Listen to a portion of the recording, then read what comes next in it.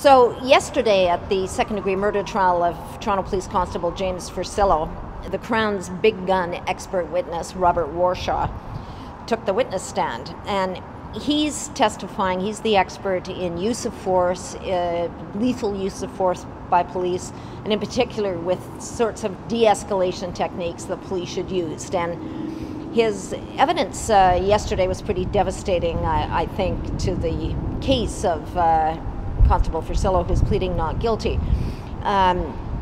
He said two things, basically. He said, first of all, the Toronto Force trains its people properly. This is thoughtful, modern police training. And secondly, he said he didn't believe that Sammy Ateem, the young man who was killed on the streetcar 2 summers ago, posed any sort of threat at all to either Constable Forcillo or any of the other police who were standing outside the vehicle at that time.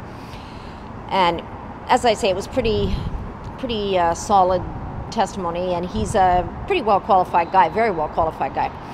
So today, however, he's been cross-examined by the police officer's lawyer, Peter Browdy, and it's a very aggressive, sometimes even vicious cross-examination, as these things tend to be. And I think Mr. Browdy has succeeded in poking some holes in Mr. Warshaw's knowledge of how police officers are trained in Ontario.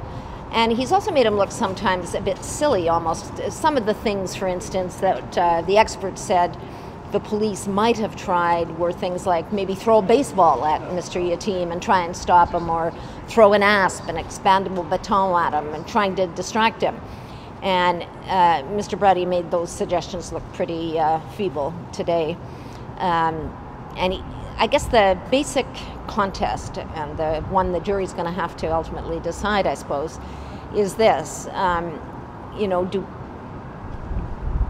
they going to accept the evidence of a guy who had the officer maybe 50 seconds to make a whole bunch of life-altering decisions, both for him and Sammy Ateem?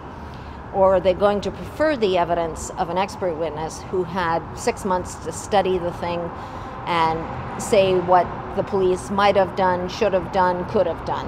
And that's the heart of the matter. Is it a Monday morning quarterback or a police officer whose evidence will prevail? We'll see.